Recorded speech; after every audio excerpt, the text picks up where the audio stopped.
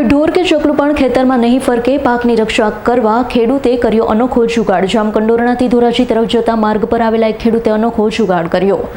કોઈ ઢોર કે ચકલું પણ ખેતરમાં નહીં ફરકે, પાકની રક્ષા કરવા ખેડૂતે કર્યો અનોખો જુગાડ। જામકંડોરણાથી ધોરાજી તરફ જતા માર્ગ પર આવેલ એક ખેડૂતે અનોખો જુગાડ કર્યો છે। ખેતરમાં મોર આવવાની શરૂઆત થાય ત્યારે પશુ પક્ષીઓને ડરાવવા માટે ઘાસના પૂડામાંથી બનાવવામાં આવેલ માણસ જેવા પૂતળાને ચાળિયો કહે છે। ચાળિયાના કારણે પશુ પક્ષીઓને એવું લાગે છે કે અહીં કોઈ માણસ હાજર છે અને તેથી ઊભા પાકને થતા નુકસાનમાંથી બચી જવાય છે। ખેડૂતો ખેતર પાક ઉગાડવા માટે આખું વર્ષ સખત મહેનત કરે છે, પરંતુ ઘણીવાર રખડતા પ્રાણીઓ અથવા પક્ષીઓ ખેતરમાં પહોંચીને પાકને ખાઈને નાશ પહોંચાડે છે, જેથી ખેડૂતે પાકને બચાવવા અનોખો જુગાડ અજમાવ્યો છે। અલ્પેશ ત્રિવેદીનો રિપોર્ટ, S9 ન્યૂઝ, જામકંડોરણા।